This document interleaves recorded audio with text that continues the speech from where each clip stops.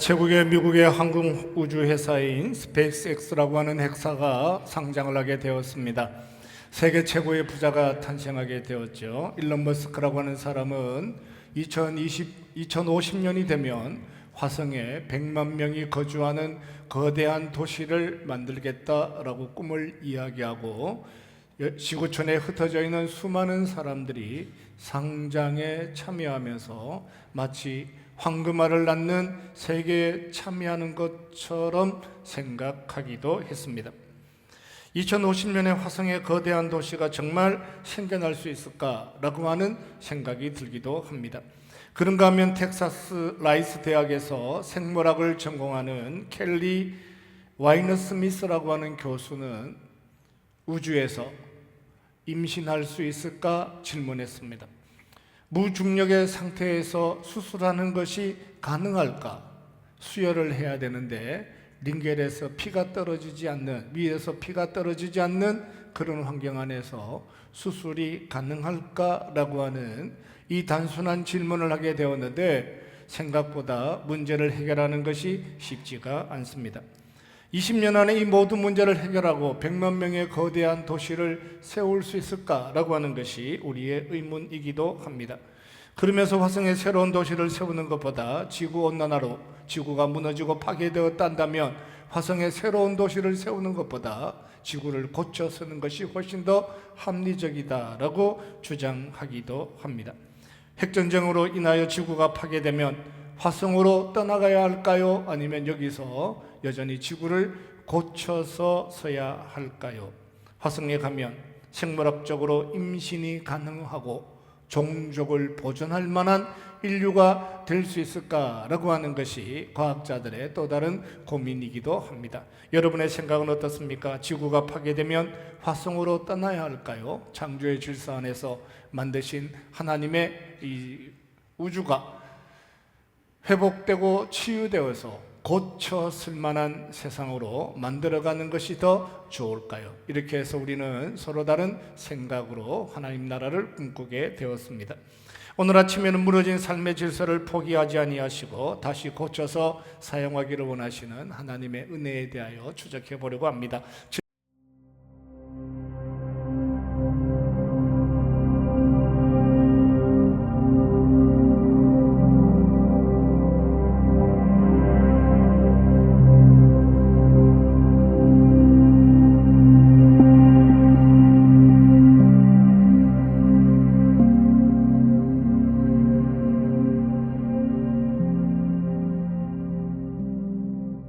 오직 나는 여호와를 우러러보며 나를 구원하시는 하나님을 바라보나니 나의 하나님이 나에게 귀를 기울이시리로다. 선지자의 비장한 각오를 만나게 됩니다. 오직이라고 표현하고 나는이라고 표현하고 있습니다.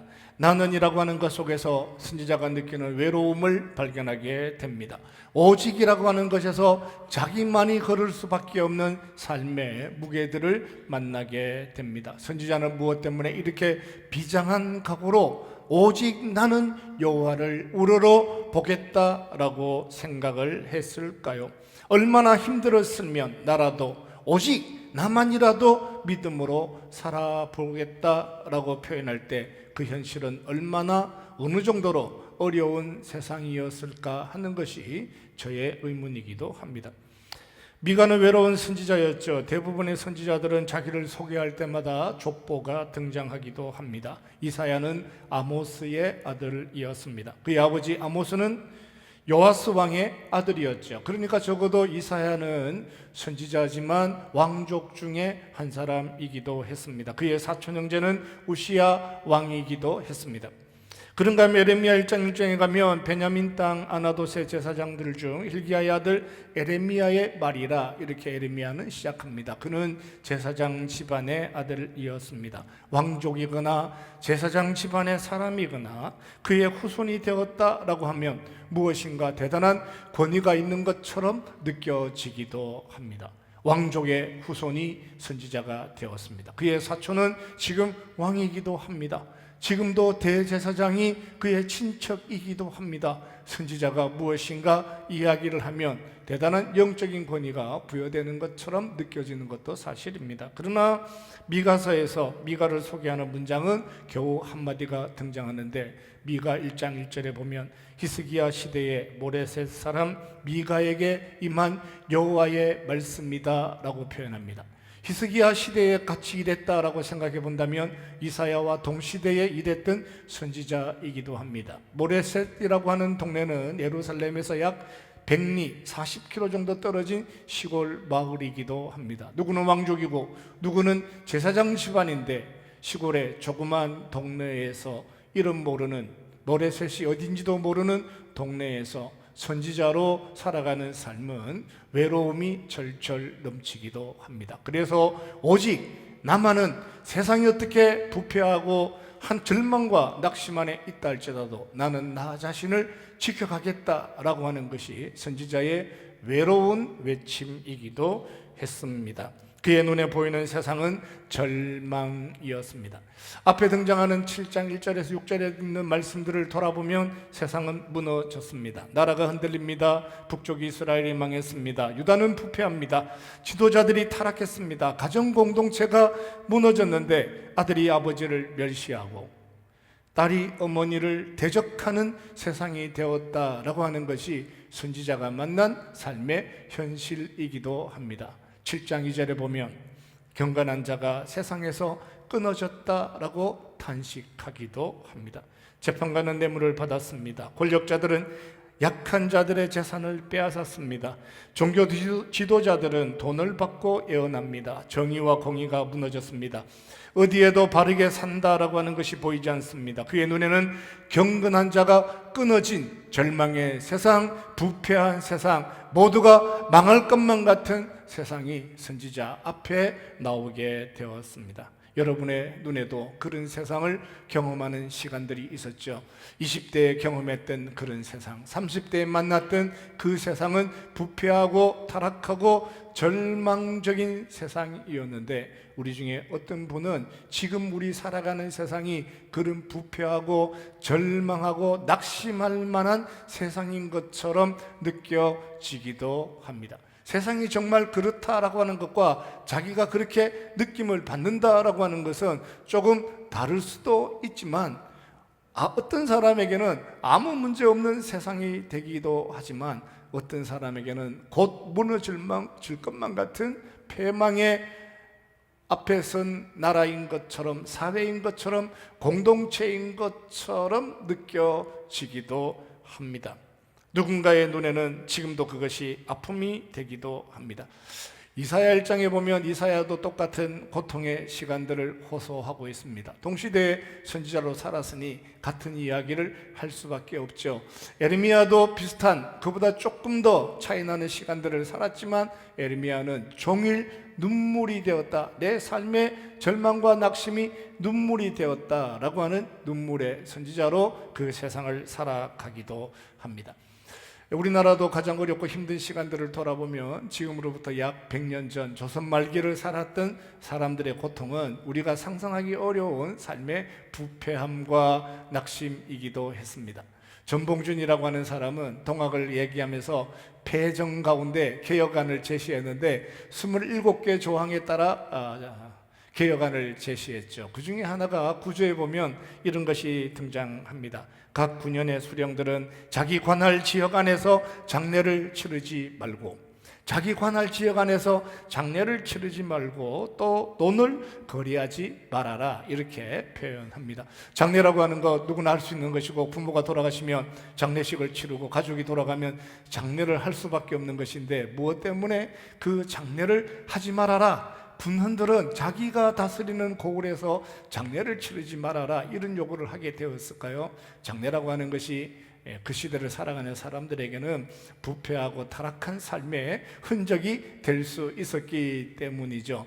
오늘처럼 장례를 3일장이나 5일장 이렇게 하는 것이 아니라 조선시대의 장례는 기본적으로 90일이었습니다. 90일 동안 3월장이라고 그러죠. 3월장이라는 것은 3월 달에 하는 장례가 아니라 3개월 동안 장례를 치릅니다. 그리고 일반 서민들도 유월장이라 그래가지고 달을 넘기며 장례를 치릅니다. 그러니까 이번 달 20일에 부모가 돌아가시면 다음 달 초하루를 넘겨서 장례를 치러야 하니까 적어도 10일 이상의 장례를 치러야죠. 군원이라고 하는, 군수라고 하는, 수령이라고 하는 사람들은 그런 장례의 기회를 만나면 90일 동안 장례를 하면서 온 동네 사람들이, 그 고을에 있는 모든 사람들이 수발을 들어야 되고 조의금을 내야 되고 고향으로 가서 장례를 치른다면 형상을 메고 그 먼 곳 장례까지 따라다녀야 되는 세상을 살았으니까 수령은 기회가 되는 대로 장례를 치르면서 수탈하는 세상을 만났는데, 오죽하면 장례식을 그 동네에서 하지 말아라 이런 이야기를 했을까요? 고향에서 장례를 치르고 난 다음에 또 자기 관할 지구에 와서 또 장례를 치르면서 모든 백성들에게 조의금을 수탈하는 세상을 살았으니 그 시대에 장례라고 하는 것은 모든 사람들에게 고통이 될 수밖에 없었죠. 임금은 5달 동안, 사대부는 3개월 동안, 서민도 한 달 동안 장례를 치르는 세상에서 부패한 흔적의 모습은 어느 곳에든지 장례가 끝났는데 또 장례 치르고, 여기서 장례하고 고향 가서 또 장례하고, 그러면서 모든 사람들로 하여금 수탈하는 조의금을 가지게 되었을 때 그 시대를 살았던 아픔의 사람들은 장례식 금하고 싶다, 장례식 좀 그만하자 라고 하는 것이 그 시대의 삶의 흔적이기도 했죠. 결혼식을 2번 하기도 합니다. 여기서도 하고 저기서도 하고. 수많은 조건과 환경을 따라 수탈할 만한 일들이 너무 많았는데, 논 사지 마라 라고 하는 것이 뭐가 그렇게 대단한 일이라고 논을 사지 마라 그랬을까요? 불을 보듯 뻔하잖아요. 좋은 땅이 있으면 100량 정도 되는 것 10량에 구입하고 난 다음에 자기가 논 샀다 그러고, 빼앗았지만 샀다 그러고, 남의 땅이 있으면 자기 땅으로 만들어버리고, 그러면서도 논을 매매했다 그러고 돈 주고 샀다 그러니까 아예 처음부터 자기 다스리는 고을에서는 논 자체를 사지 마라 이렇게 요구해야 되는 세상에, 그 세상에서 우리 조상들은 정말 절망을 경험하고 살아갈 수밖에 없었습니다. 그 고통의 시간들 속에 이 땅에 예수 그리스도의 복음이 들어와서 오늘 이처럼 3일장 정도 하고 분주하고 바빠서 못nak 인사도 제대로 하기 어려운 시간 안에서 장례가 끝나는 시간을 사는 것도 참 다행이다 하는 생각을 해보게 됩니다. 미가의 눈물도 그런 것이었습니다. 예루살렘 옆에 삽니다. 왕이 도시 주변에 사는데 제대로 된 것이 하나도 없습니다. 선지자는 자기 자신을 지켜서 나만이라도 좀 제대로 된 세상을 살고 싶다, 오히려 나는, 오직 나는 세상이 그런 부패한 세상 안에서도 나는 믿음으로 살아보겠다라고 하는 것이 선지자의 간절한 소망이기도 했습니다. 여호와를 우러러 보겠다라고 하는 것이 그의 고백이죠. 그래도 포기하거나 낙심하지 않고 여호와를 우러러보고 믿음으로 나를 구원하시는 하나님을 바라보고 살겠다라고 하는 것이 그의 유일한 소망이기도 했습니다. 하나님만 우러러보고 살겠다라고 하는 그 세상 자체가 힘든 세상이잖아요. 얼마나 힘들면 하나님만 우러러보겠다라고 표현하냐고요. 하나님만 우러러보겠다라고 하는 그 자체가 세상이 어렵다는 것이고, 오직이라고 하는 단어 자체가 세상이 힘들다는 것이고, 나만이라도 하는 것 자체가 세상이 너무 힘든 세상이 되어서 자기 믿음을 지켜내려고 하는 거룩한 결단이기도 하지만 외로운 외침이기도 했습니다. 사랑하는 성도 여러분, 세상 속에서 절망과 낙심, 부패, 원치 않는 삶의 고난, 말도 안 되는 상식의 세상을 만난다 할지라도 그런 세상 앞에서 낙심하지 아니하고 오직 여호와 하나님을 바라보고 믿음만 해서 용기를 내고 살아갈 수 있는 믿음의 사람들이 될 수 있기를 주님의 이름으로 축원합니다. 할렐루야. 옆 사람 격려하고 축복합시다. 사랑합니다. 축복합니다. 하나님만 우러러 보겠습니다. 당신 때문에 제가 행복합니다. 그 모습을 지켜보니까 하나님을 우러러 바라보고 살아가는 그 삶을 지켜보는 누군가가 행복하지 않겠어요?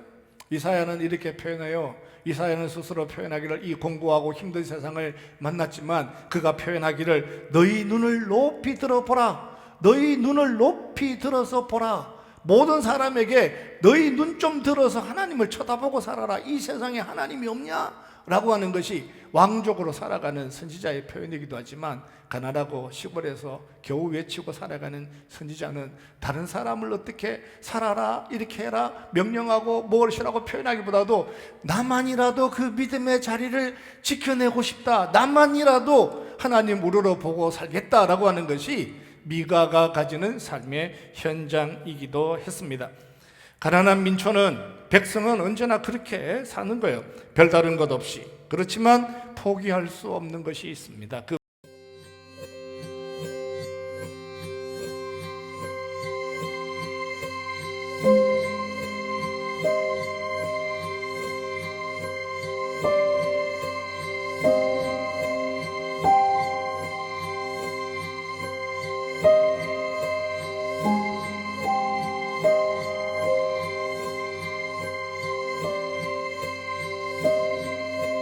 나의 대적이여 나로 말미암아 기뻐하지 말지어다. 나는 엎드러질지라도 일어날 것이요 어두운 데 앉을지라도 여호와께서 나의 빛이 되실 것이미로다. 나는 조금 비굴하게 엎드러지는 것이 있고, 나는 외로이 싸워야 하는 것처럼 보이는 것이 있지만, 결코 포기하기 어려운 것은 하나님은 무너지지 않는다라고 하는 거예요.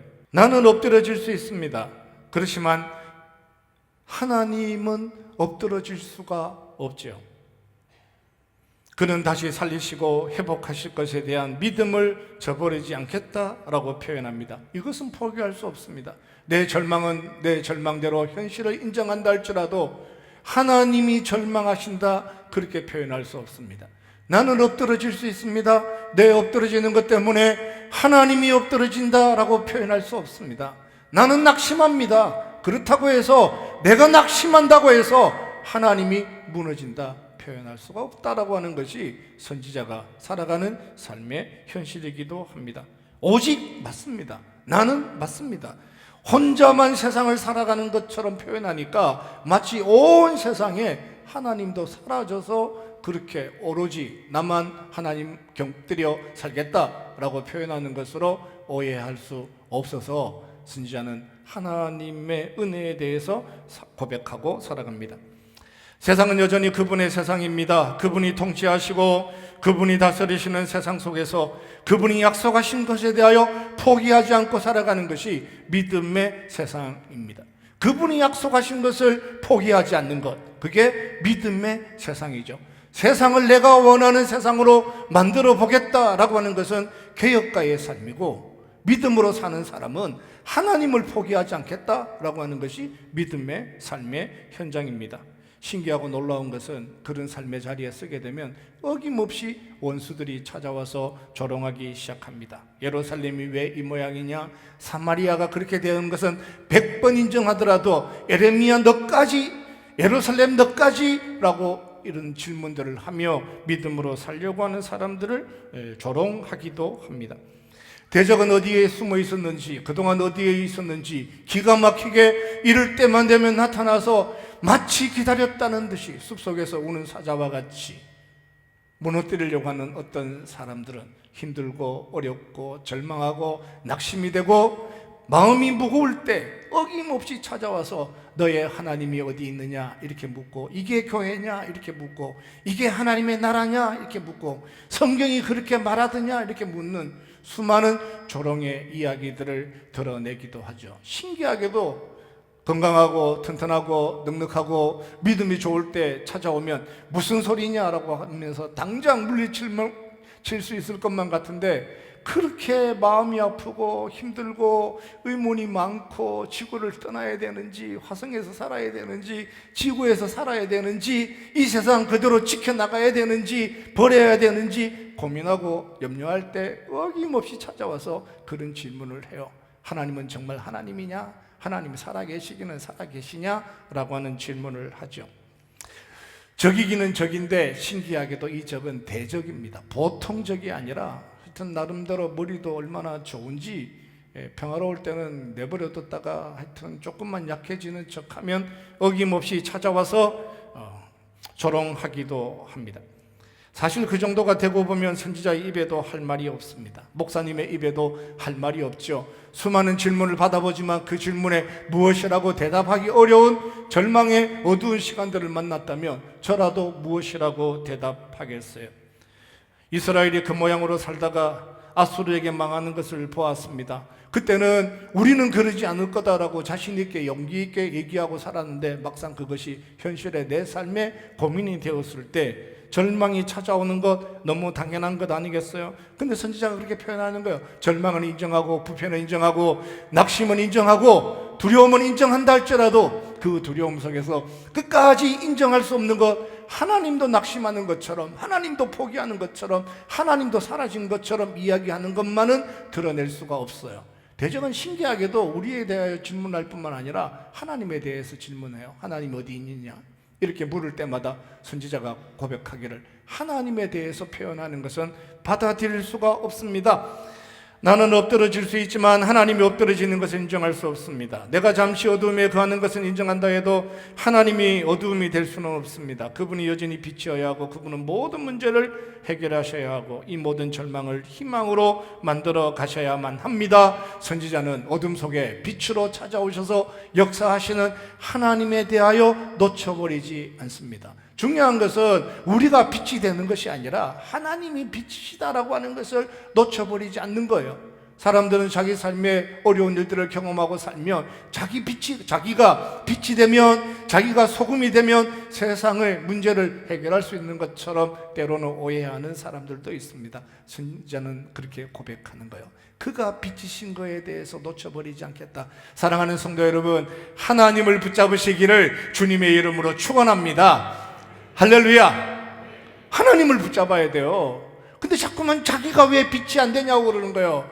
세상은 원래 그런 거예요. 그때부터 지금까지 미가가 살았던 주전 740년의 세상이나 150년 전에 살았던 이 세상이나 21세기 산업혁명을 뛰어넘어서 인공지능이 어쩌고 저쩌고 하는 그런 세상이나 사람들이 살아가는 삶은 동일한 어두움과 흑암인데 문제는 그 흑암과 어둠을 누가 밝히시냐 하면 빛이신 하나님이 밝히신다라고 하나님이 늘 말씀하심에도 불구하고 스스로 자기가 빛이 되고 싶다라고 생각하는 사람들은 또 다른 절망을 만들어내죠. 빛이 되고 싶은데 빛이 안 되는, 빛이 되어야 하는데 빛이 안 된, 빛일 수 없는, 끊임없이 깨끗하고 싶은데 깨끗해지지 않는, 자기 때문에 절망할 수밖에 없는 사람들을 향하여 선지자가 무엇이라고 표현하냐 하면 너 자신의 모습을 바꾸는 것이 아니라 하나님이 일하시는 일들에 대하여 기대하고 소망하고 그 하나님을 붙잡아라 말씀하시는 거예요. 세상의 어떤 어두움 속에서도 하나님은 새로운 일들을 만들어 가시는 전능하신 하나님이셨습니다. 그분이 다시 일어나게 하시는 것을 꿈꾸고 살아야죠. 바벨론의 포로로 끌려가는 것은 율법은 죄의 결과다 이런 이야기밖에 못해요. 율법은요 그냥 찾아와서 쟤 때문이다, 너 때문이고 너 잘못 때문이고 라고 하는 것이 율법이 말하는 전부이죠. 율법은 뭐라고 얘기해도 죄 때문이고 심판이다 이렇게 표현해요. 그런데 하나님은 바벨론의 포로로 끌려가는 자기 백성들을 디아스포라로 만드시고 회당을 만드시고 바다 건너편에 복음의 전초기지로 만드시고 그 회당을 통하여 바다 끝에도 하나님의 나라를 세우시기 위하여 자기 백성들을 흩어가시는 거대한 믿음의 사역을, 거대한 그림을 그리고 그 그림 속에서 어두움을 빛으로 만드시고 흑암을 밝히 드러내셔서 흩어진 그 백성을 통해서라도 온 열방을 구원하기를 원하셨던 하나님의 거대한 계획이 시작되는 그 출발점조차도 율법은 심판이고 죄 때문이라고 표현할 수밖에 없는 것이 율법이 가지는 삶의 한계죠. 문제가 생기기만 하면 죄 때문이다라고 얘기하는 어떤 사람들의 이야기인 것처럼 그 어두움의 속에서 하나님께서 역사하시는 것을 놓쳐버리면 평생 그런 절망과 심판을 반복하고 살아갈 수밖에 없죠. 사람들은 중세를 암흑의 세상이라고 합니다. 가장 부패한 교회라고 부르기도 하지만 하나님은 그 어두움의 암흑의 세상에서 신실한 일꾼들을 부르셔서 개혁의 길들을 걷게 하시고 가장 중요한 자국어로 된 성경을 읽게 하셨습니다. 그 흑암을 어떻게 밝히셨냐라고 물으면 모든 사람이 자국어로 된 성경을 읽었다라고 하는 것이 하나님의 말씀을 사제들만, 신부들만 읽는 것이 아니라 영어로, 독일어로, 프랑스어로, 자국어로 번역된, 한글로 번역된 자기 하나님의 말씀을 그 백성이 읽게 되었을 때 흑암은 사라지고, 흑암의 세상 속에서도 꿈꾸는 일은 누군가가 대단한 위대한 어떤 사람들이 일을 하는 것이 아니라 그 하나님의 말씀을 묵상하고 내가 살아야 될 삶의 자리에서 하나님이 원하시는 것이 무엇인지 오직 의인은 믿음으로 말미암아 살리라 말씀하셨던 하나님의 말씀을 자국어로 된 성경을 읽고 그 말씀을 깨달은 그 한 사람이 동네에서 믿음으로 살게 되었는데, 그 일들을 통하여 중세의 어둠은 사라지고 새로운 교회 역사를 만들어가는 것, 하나님이 인류를 축복하시고 보존하시는 오랜 방법이라고 말씀하셨습니다. 사랑하는 형제자매 여러분, 눈앞에 절망이 보이고 흑암이 보이고 원수들은 조롱하고 대적들은 집어삼킬 것만 같은 두려움으로 찾아온다 할지라도 그대로 내버려 두지 않으시고 받으시고 다시 일어서게 하셔서 기어이 흑암을 밝혀 비추시기를 원하시는 하나님의 능력 앞에 은혜를 붙잡고 살아가는 믿음의 사람들이 될 수 있기를 주님의 이름으로 축원합니다. 나는 엎드러질지라도 하나님은 한 번도 엎드러진 적이 없습니다. 대적이 만들어 놓은 흑암의 그 빛은, 흑암은 그분이 빛으로 만들어 가십니다. 네가 다 만들어라 그렇게 말씀하신 적이 없죠. 그렇게 말씀하시겠어요? 하나님이 미가에게 그렇게 이야기했어요. 이사야에게 그렇게 이야기했어요. 네가 빛이 되면 이 인생의 문제가 해결된다 이렇게 끝나겠냐고요. 내가 빛이다, 내가 흑암을 해결할 거다, 나를 믿어라, 나를 붙잡아라, 내가 다시 일어나게 할 거다, 엎드러졌다고 낙심하지 마라, 네가 능력이 있어서 일어나는 것이 아니라 내가 일으켜 세울 테니까 나를 믿어라, 나를 신뢰하라 말씀하셨습니다. 전능하신 하나님의 능력 신뢰하고 살아가는 은혜의 사람 되시기를 주님의 이름으로 축원합니다.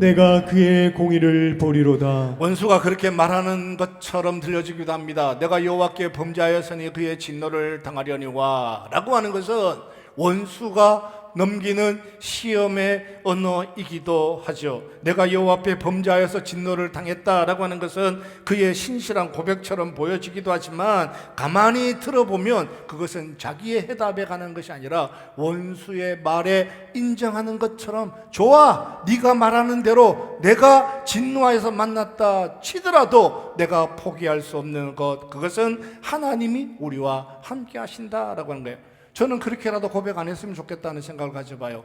원수가 무엇이라고 대적하더라도 조롱하더라도 인정할 수 없는 것, 그것은 나 때문에 온 세상이 이렇게 되었다라고 하는 것 인정할 수가 없어요. 받아들일 수가 없어요. 교회 때문에 세상이 이렇게 되었다 받아들일 수가 없어요. 그 집사님 한 사람 때문에 세상이 이렇게 되었다 받아들일 수가 없어요. 예수 믿는 정치인 한 사람 때문에 세상이 이렇게 혼탁해졌다 받아들일 수가 없어요. 어떻게 그 사람이 온 세상을 이렇게 만들 수가 있겠어요? 무슨 능력이 있어서, 어떤 능력이 있어서, 그 사람이 무슨 죄를 지었는데, 어떤 죄를 지었는데, 도대체 먹고 살기 위해서 아침 일찍부터 밤늦게까지 수고한 것 외에는 그 집사님이 한 것이 아무것도 없는데 그 무거운 짐을 그에게 맡기실 이유가 뭐가 있겠어요? 하나님이 그렇게 얘기하는 거예요. 너의 삶 속에 내가 드디어 개입하기를 원한다. 논쟁하겠다. 내가 너를 지켜내기 위해서 변호하겠다. 내가 세상에 떠드는 이야기, 세상이 무엇이라고 얘기한다 할지라도, 매도하여 버린다 할지라도 그 모든 무거운 짐을 너에게 짐을 지우고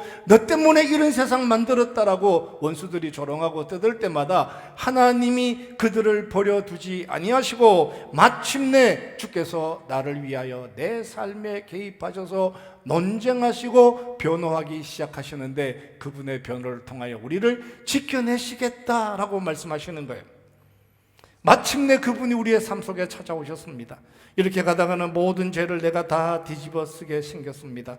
너라도 똑바로 살았으면 하는 것이 원수들의 지적 상황이기도 하지만 받아들일 수가 없는 삶의 자리에 하나님이 찾아오셔서 보혜사 가장 유능한 변호사가 찾아오셔서 내가 너를 위하여 논쟁하고 심판하겠다. 심판하여 너의 의를 증명하겠다. 너의 무죄를 하나님이 증명하시겠다라고 말씀합니다.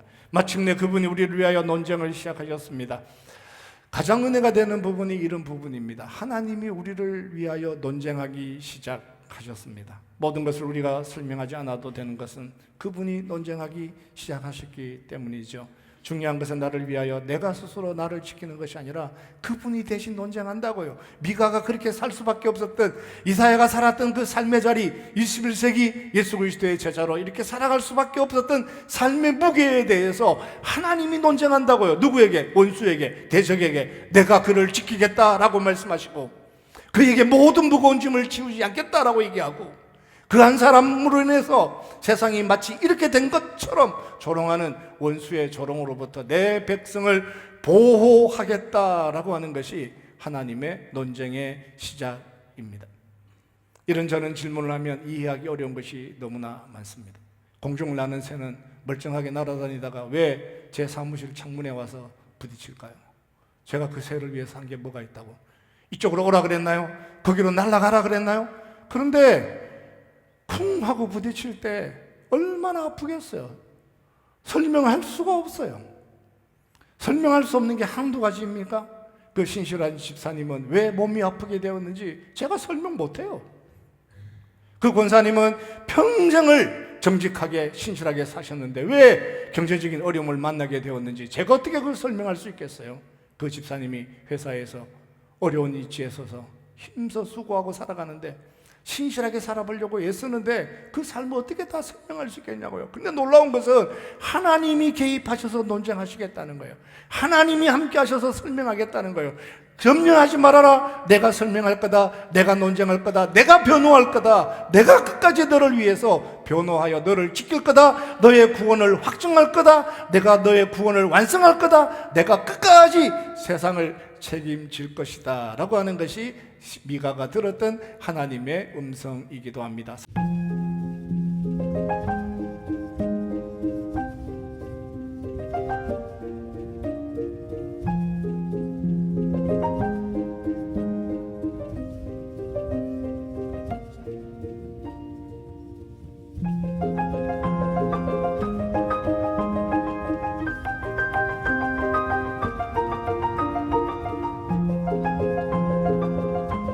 사랑하는 성도 여러분, 살아가는 삶의 자리에 낙심이 있습니까? 절망이 있습니까? 아픔이 있습니까? 고통이 있습니까? 어려운 질문을 만났습니까? 무엇을 만난다 할지라도 눈에 보이는 절망 앞에서 다시 일어나게 하시는 하나님, 논쟁해서라도 변호해서라도 끝까지 자기 구원을 완성하기를 원하시는 하나님의 능력 붙잡고 살아가는 믿음의 여정 될 수 있기를 주님의 이름으로 축원합니다.